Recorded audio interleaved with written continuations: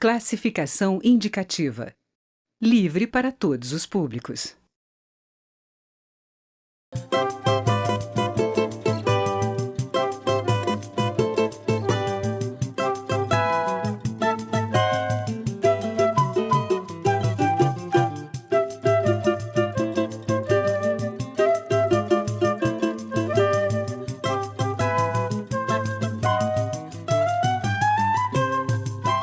Eu vou ler aqui a orelha desse livro que diz: Doc Comparato é médico, escritor, dramaturgo e roteirista. Roteirizou filmes como O Beijo no Asfalto, Bonitinha Mas Ordinária, O Bom Burguês e O Cangaceiro Trapalhão. É um dos autores da primeira minissérie nacional Lampião e Maria Bonita e criador das primeiras séries brasileiras Plantão de Polícia e Malu Mulher, bem como de O Tempo e o Vento, A, E, I, O, Urca, A Justiceira e Mulher. Roteirizou com Gabriel Garcia Marques a minissérie Me Alugo para Sonhar. Doc, é um prazer muito grande recebê-lo aqui no Casa das Palavras e eu gostaria de dizer para o telespectador que, além de tudo, o Doc está em todas as escolas de cinema e de audiovisual do Brasil com este livro, que já se tornou um clássico da criação ao roteiro, teoria e prática. Sem dúvida, o melhor livro sobre roteiro à disposição dos estudantes. Eu queria saber de você, inicialmente, o seguinte: eu soube que seu nome não é Doc? Primeiro agradecer a gentileza de me convidar para a Casa das Palavras, porque aqui também é a casa da criação, a casa do escritor, né? A casa daquele que trabalha com a imaginação. Então, muito contente de estar aqui e, principalmente, ser entrevistado por você. E a pergunta foi... Seu nome. Ah, pois é, o meu nome. Todo mundo só te conhece como Doc, eu achava que era. Meu nome é Luiz Felipe Loureiro Comparato, quer dizer, o Comparato vem da Sicília, o Loureiro vem de Portugal. E o Luiz Felipe porque se usava o nome composto, né, Luiz Felipe. Aí, quando eu comecei, eu fui para Londres, ganhei uma bolsa, trabalhei em Londres como médico, e daí eles chamam doutor de Doc, então era um Doc Comparato, Doc. O Doctor. O Doctor, eles falam Doc, quando Doc ficam íntimo, né? E aí eu achei legal, não sei o quê. Depois quando eu virei escritor, aí comecei a escrever Doc Felipe Comparato. E quem me descobriu, assim, foi o Ziembinski, que foi um gênio polonês, Mestre, né? Zimba. Que descobriu um cara chamado Nelson Rodrigues. Que é outro. Aí ele falou para mim, você escreve fácil. Mas ele tinha um sotaque forte polonês, ele falou, tira o Felipe. Aí eu tirei e ficou Doc Comparato. Mas a minha mãe, a família, todos me chamam de Luiz Felipe. Doc, vamos começar pelo teu métier, roteiro. Roteiro. Muita gente diz que o Brasil está enfrentando uma crise de roteiro, uma crise de criação, na verdade, não de roteiro. Você concorda com isso? Não concordo. Eu acho que os roteiros no Brasil melhoraram muito. O problema é que são vários canais, né? A pulverização, quer dizer, você tem canais de streaming, você tem webséries, cada um sentou a televisão, não sei, no WhatsApp ou no Instagram. Então, ao contrário do que se imagina, eu acho o brasileiro muito criativo nessa parte. O problema que está havendo é a pulverização, então há uma má distribuição, problemático a distribuição, e o público receber o cinema brasileiro, porque ficou muito caro. O que a gente vê, então, é não a morte da sala de projeção no Brasil, porque ficou caro ir ao cinema, então ficou caro ir... Como a gente está vendo a morte das livrarias. As livrarias, morte é uma opção de coisa. Então o que acontece? Está todo mundo migrando para o streaming, para essas novas tecnologias, que realmente o futuro está aí. E são novas profissões, porque não vai precisar só de roteirista, né? Vai precisar de um montão de gente. Você vai escrever uma página aqui de um roteiro que vai dar emprego para um pipoqueiro em Pequim, porque, afinal de contas, o roteiro é criação, está lá o que deve ser feito, né? E em termos de palavras, né? Depois passa para a imagem. Mas, de todas as formas, quer dizer, então é uma indústria que só tende a crescer. E ela pulverizou-se, evidentemente, como tudo se pulverizou pela face da Terra, né? Nós podemos dizer que nós vivemos um ciclo de enorme, né, de massa de comunicação. É uma coisa imparável, é cada dia uma coisa nova, entendeu? Que se apresenta e que requer um roteirista. Você vai dizer, como assim? Gente, inteligência artificial precisa de um roteirista. Precisa de alguém que diga, faça isso, depois faz aquilo, depois... Conjunto de regras, tem né, um para essa conjunto coisa de regras, poder funcionar. de bom senso, então tudo vai precisar de roteirista. Então, eu escrevi um filme agora de realidade virtual, né, aquelas coisas. O filme é completamente diferente do que se imagina. Não precisa diretor, entendeu? É uma coisa completamente... Precisa de design, trabalha com textos eletrônicos, quer dizer, está mudando as formas e os formatos, mas não o conteúdo. Pois é, eu conheci esse livro, ele era pequenininho, ele tinha 100 páginas, está aqui um livrão de 700 e tantas páginas. Não li ainda, claro, essa nova edição, mas aqui você me contou que já enfrenta esses roteiros específicos para essa moderna, nova tecnologia, sim. como o caso da realidade não só a realidade virtual, mas eu pego, assim, pelo menos, webséries, animação no Brasil, é uma coisa interessante. Games, você não sabe fazer games, né? É uma indústria enorme, tem games aqui também. E exige roteiro também, né? Mas tudo exige roteiro atualmente. Então, o roteiro... Porque ali tem uma trama, tem tudo, o processo mental da imaginação do homem, né? É uma das primeiras coisas que o homem fez, né? Foi ver a ficção, né? Aquele homem que aparece na gruta, assim, diz, eu sou o Deus do fogo. E aquilo se transforma num Deus do fogo. Então, e a partir daí, começa a acreditar naquela coisa fantástica que é a imagem transfigurada, né? Então, o roteirista, principalmente do brasileiro, de todo mundo, está escrevendo agora para ser lido, porque quem vai escolher isso é um produtor, um diretor, e depois uma parte para ser vista. Ele vai escrever para o olho daquela câmera, para o olho dessa, para o olho daquela. Ele vai começar a escrever isso. Então, é muito, muito importante. Agora, eu acho, ao contrário do que você imagina, quer dizer, a mão do brasileiro sobre a parte de talento, eu acho muito interessante, eu acho muito rica. E aí, vou aproveitar e abrir um parênteses, eu estou aqui em Brasília, eu venho para Brasília, eu fico realmente admirado. Porque aqui é o talento brasileiro puro. Sabe como é que fez aquela matemática toda, com essa matemática toda? Joaquim Cardoso calculou na mão. Não existia com aquela computador para beleza, calcular. quer dizer, como é que fez aquelas formas, sabe? Que todo aquilo é da Unesco. Isso é da Unesco, isso é uma contribuição para a humanidade.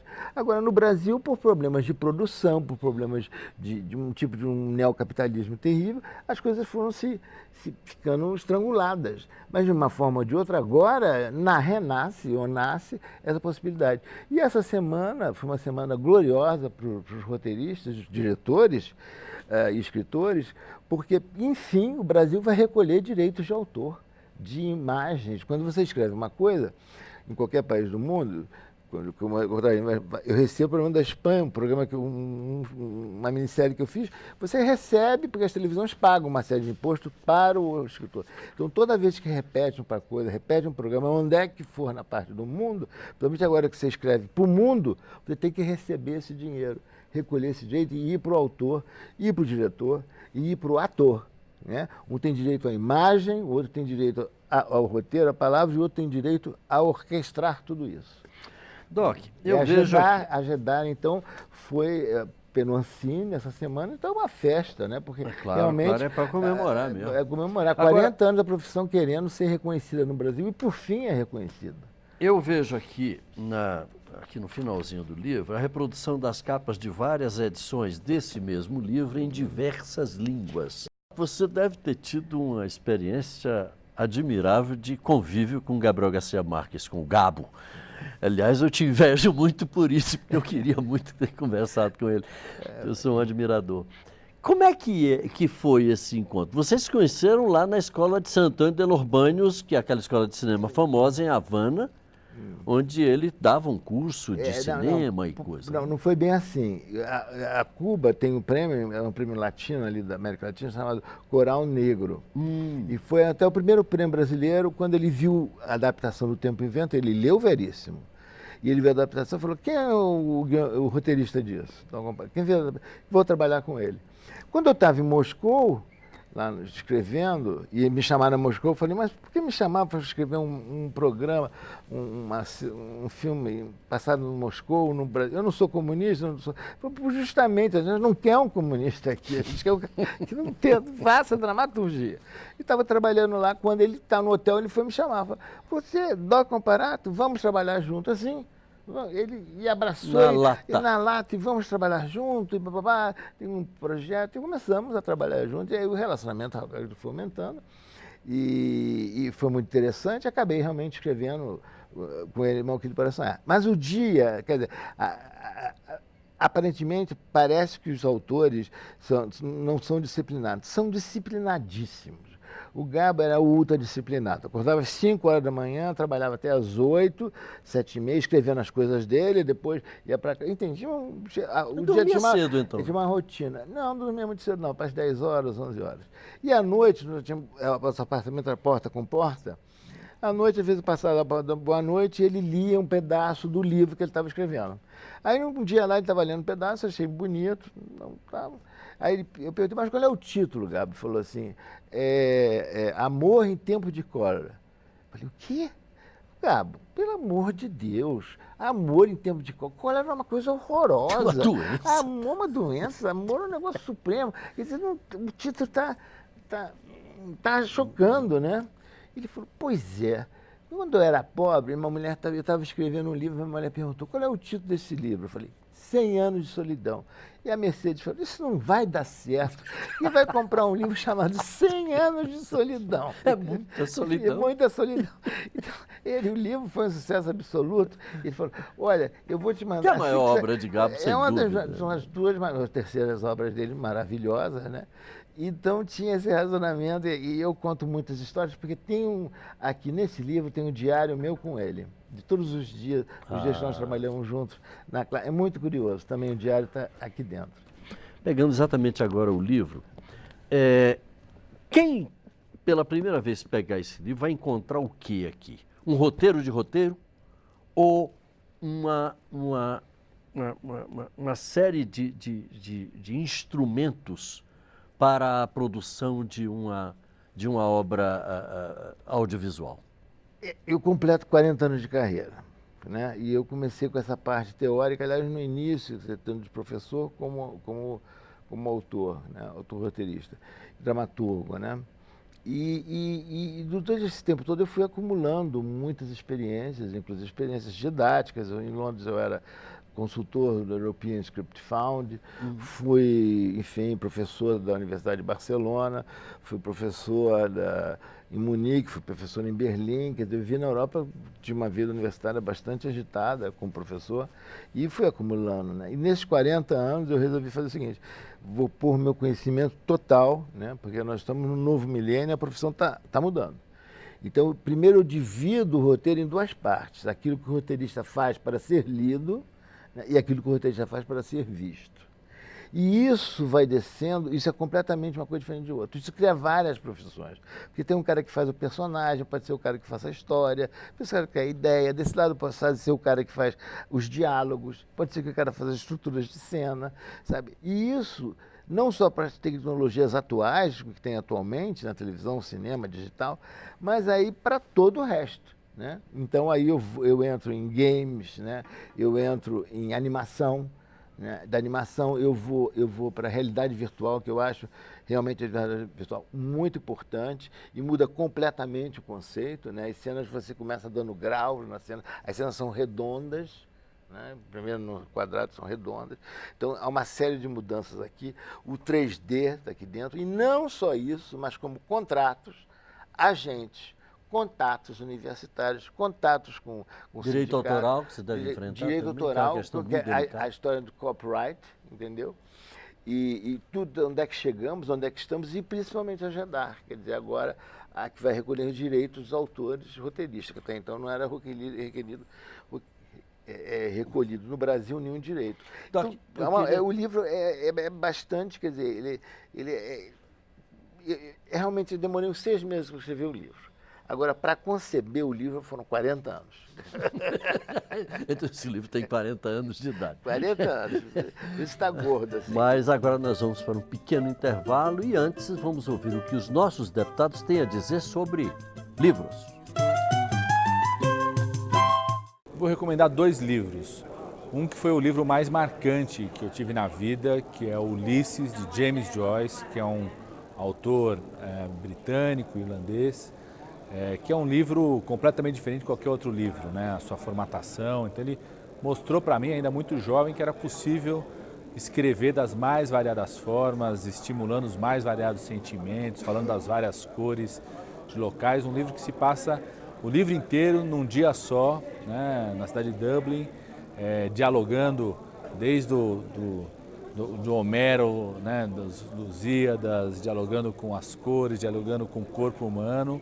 Uma forma de escrever absolutamente inovadora. Ou seja, o livro tem que despertar sentimentos, despertar criatividade, despertar emoções. E o outro é um livro bastante atual, que é Como as Democracias Morrem, do Steven Levitsky e Daniel Ziblatt, que são 2 autores de Harvard que analisam os problemas da democracia bastante contemporânea hoje. Então tem tudo a ver com a política, com a representação, com a participação da sociedade, com essa coisa das redes sociais, com a eleição do Trump nos Estados Unidos, e ajuda muito a entender, eu diria, os problemas da democracia no Brasil hoje. Eu quero recomendar a vocês este livro que é A Quarta Revolução. É um livro recente que ele trata do gigantismo do Estado nos tempos atuais, que o Estado ele tem a obrigação de atender a saúde, educação, segurança, previdência, funcionalismo. Acaba que são tantas as necessidades da população e são tantas obrigações do Estado que o Estado não consegue prover isso tudo. Então nós estamos numa encruzilhada nos tempos modernos. O que fazer? É sobre isso que trata esse livro. A Quarta Revolução. É muito interessante. Faz um estudo comparado em vários países, o que os países estão fazendo para resolver essa questão do hiperdimensionamento do Estado. Um livro muito interessante, eu recomendo a todos.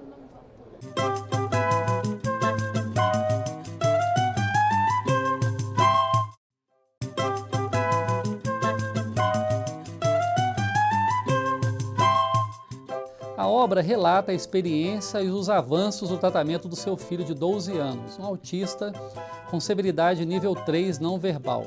O livro Autismo, Aprendendo a Aprender com Ainer é uma viagem para quem excursiona pela realidade do espectro autista, seja por uma relação familiar ou profissional, através de experiências cheias de amor e competência teórica. Convidamos a Eneida Falsang, escritora e mãe do Ainer, para conversar sobre o livro e sobre sua experiência de vida. Eneida, obrigado por vir ao Casa das Palavras. Conta pra gente como é que foi escrever um livro falando de um tema complexo, que é o autismo, né? Mas também com uma narrativa cheia de histórias, cheia de causos interessantes sobre o seu filho, né? Foi um sonho, né? Um sonho realizado, porque através do livro eu posso passar fácil a informação sobre o autismo.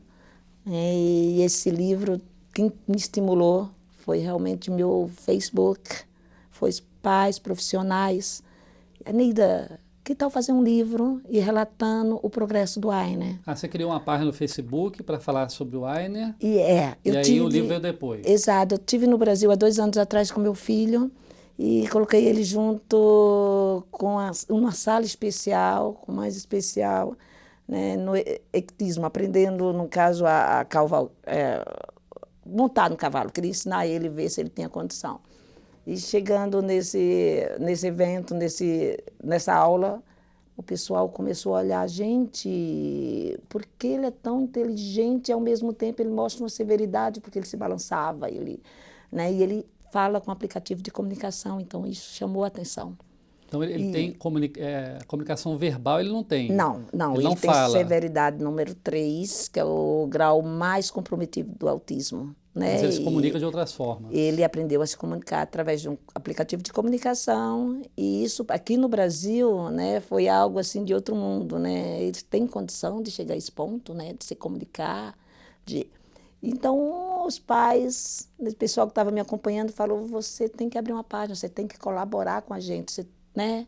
E eu falei, poxa, por que não colaborar com o meu país? Então, eu abri esse Facebook e ele bombou. Você né? está morando nos Estados Unidos há quanto tempo, Eu Aneida? estou há mais de 15 anos nos Estados Unidos. Então o Ainer nasceu lá. O Ainer americano, ele nasceu nos Estados Unidos, Newport Beach. Você demorou a descobrir que ele tinha, que ele era autista? Não. Tá? Com 8 meses, 9 meses, ao amamentá-lo, eu vi a diferença do meu filho mais velho. Ele não interagia comigo, ele estava sempre no mundinho dele. Né? Como ele começou a engatear, ele vinha no berço de um lado para o outro, de um lado, era um movimento repetitivo que não se cansava. Né? E dava um carrinho para ele, ele brincava inapropriado com o brinquedo. Ele levantava o carrinho e rodava rodinha por tempos e tempos. Eles Então, se fixam muito em uma coisa, né? Que os muito. agrada. E você chama ele pelo nome e ele não te dá atenção. É porque ele está naquele mundo e tudo em volta parece que não existe. É um comportamento, assim, muito diferenciado de um neurotípico. A interação é uma palavra-chave, né? Você falou ela aí várias vezes no livro, você fala muito a questão da interação, né? A interação a gente tem que observar, né, gente? Eu falo para todos os meus seguidores, gente, se você vê sua criança se isolar e você dizer, ele é tímido, né? É uma criança tímida, uma criança que não gosta de estar em ambiente com muita gente, porque começa a observar que de repente ele está no espectro, porque o autismo, ele não... No caso, ele tem níveis diferenciados.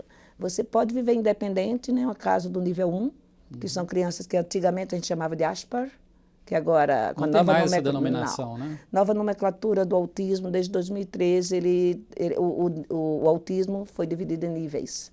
Nível 1, 2 e 3. E o Asperger entrou como nível 1. E o Ainer é nível 3, Nível né? 3. O nível 1 é uma criança, você pode ter uma vida normal. Né? Você pode viver independente, né? Com alguns comprometimentos de socialização, né? E são gênios, né? São pessoas que são hiper inteligentes. A imagem que a gente tem do autismo é essa, do gênio, né? Tem até um filme famoso, um filme norte-americano. Mas eu acho que todos eles são gênios. Todos eles são gênios. O problema do nível 3 é que ele não sabe expressar.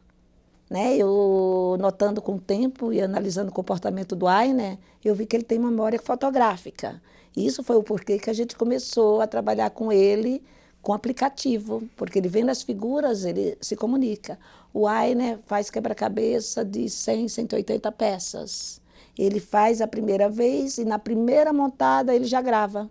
Então, ele pega o quebra-cabeça, ele olha, ele já sabe que está ali, esse aqui, e depois ele começa a juntar as peças. Só não consegue verbalizar isso, Não né? consegue verbalizar. Parte de música também.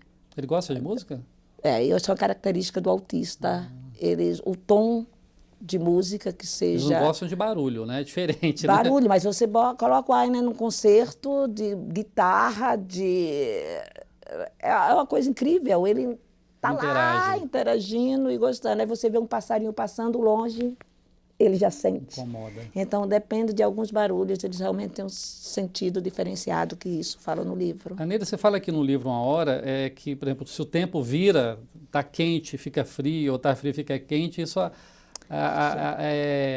impacta profundamente nele, né? Como é que é isso? Porque o tempo está sempre mudando, né? Bem interessante, viu? De tanto que eu observo o Ainer, para você conseguir ver o comprometimento da sua criança, você começa a observar. Né? E eu passei a observar todo o tempo. Então, em cima da observação, eu vejo a forma que ele reage e que ele vê o mundo, né? E eu analisei que toda vez antes de eu ter mais engraçado, que você olha, o que é isso? Né? Ele começava a se machucar, se mutilar. Começar a morder muitos lábios, passar. Eu falava, gente, por eu não anotar, toda vez que ele, né? Eu vi que toda vez antes de chover, ou está chovendo, esquenta, a parte sensorial dele muda por completo. Então, o tempo mudou, ele muda junto. Impressionante. É impressionante. Como é que foi que você fez o livro?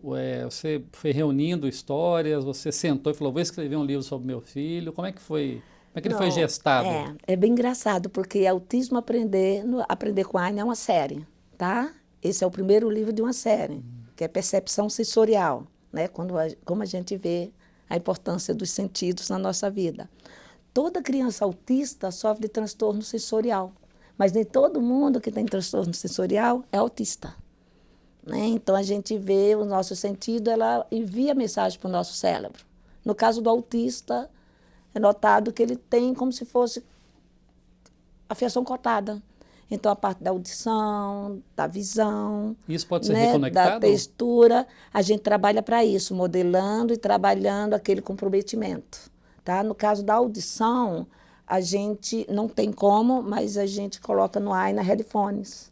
Ele tem bloqueadores para os barulhos que o incomoda, a gente ensinou para ele mesmo. Como se Ele fosse um coloca filtro, o headphone. né? Uhum. A gente viajou de Los Angeles, né, para São Paulo e colocaram a gente junto do banheiro. Então, aquela descarga para ele era um martírio. Então, que botar ele o mesmo fone. colocava o bloqueador. Então, maravilha. Então, a gente tem como driblar essas sensações. Aneida, para encerrar a entrevista da gente, nosso tempo aqui, infelizmente, é curto, né? Esse livro você lançou ele primeiro no Brasil, sua terra, né? Você é brasileira. Isso. Mas você quer lançar também ele nos Estados Unidos, em outros países? Como é que Estou está isso aí? lançando nos Estados Unidos, né? Tem muito brasileiro nos Estados Unidos também. E Em português? em português já está lá, tá? Já tem muitos brasileiros que já está com o livro, mas vai ser lançado em inglês a partir do próximo ano, porque eu dei prioridade para o Brasil. Claro. Né? Os Estados Unidos têm muito tratamento, já está ano-luz, né, no tratamento do autismo. Então, a minha preferência foi focar no Brasil. E está tendo um de retorno aqui no imediato. Brasil dessas Meu mães? Deus do céu. Mães, pais que têm Meu Deus do filhos céu. autistas? É uma missão minha, né? Eu estou vindo com esse livro de... Passamos por Natal, Maceió, Aracaju, Joinville, estou aqui em Brasília. No sábado eu estarei em São Paulo. E o retorno, assim, foi uma coisa fantástica. Eu me emocionei muito, muito, por estar ajudando. Eu vi a fome de todos os profissionais, pais, né, com informação sobre o autismo. Coisa boa. O livro Muito tem, gratificante. O livro tem essa magia ainda de, Tem. né, de ligar as É pessoas. um manual né? sobre o autismo, é mais que um livro, né? Você pode estar vendo, porque você vai ver É todos os, É. né, os comprometimentos da tua criança. Gente, mas é isso, né? Porque está em primeira pessoa, é o Aina falando, tá? De suas sensações e como a gente dribla essas sensações. Autismo aprendendo a aprender com Ainer. Aneida, muito obrigado por vir ao Casa das Palavras e sucesso aí na divulgação do seu trabalho. Obrigada, que sua experiência aí de vida com Ainer prolifere aí no Brasil e nos outros países, tá? Obrigado você pelo suporte. Obrigado. O Casa das Palavras termina aqui. Escreva para a gente. O nosso e-mail é casadaspalavras@câmara.leg.br. Então ligue 0800 61969, é de graça. E se você quiser ver este ou rever outros programas, entre no nosso endereço eletrônico câmara.leg.br/Casa das Palavras. Obrigado pela audiência, boas leituras e até a próxima.